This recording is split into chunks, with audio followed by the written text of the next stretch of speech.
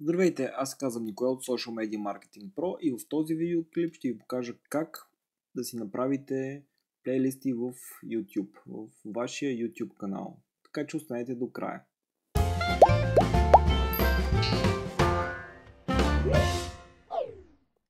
Това е YouTube каналът на Social Media Marketing Pro.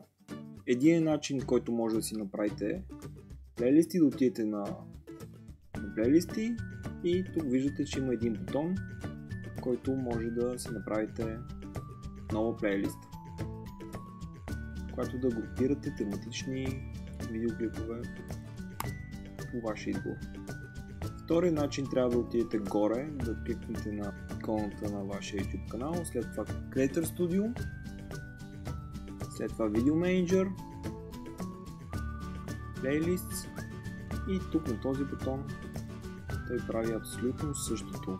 Създавате плейлиста, подреждате вашите видеоклипчета. По този начин всичко ще е подредено и ако даден потребител започне да гледа ново видеоклипче, ще изгледа всичките. Не забравяйте да се абонирате за този YouTube канал, да харесате нашата Facebook страница и да посетите нашия вебсайт, който се намира в описанието на този видеоклип. От мен Николай, до следващия път!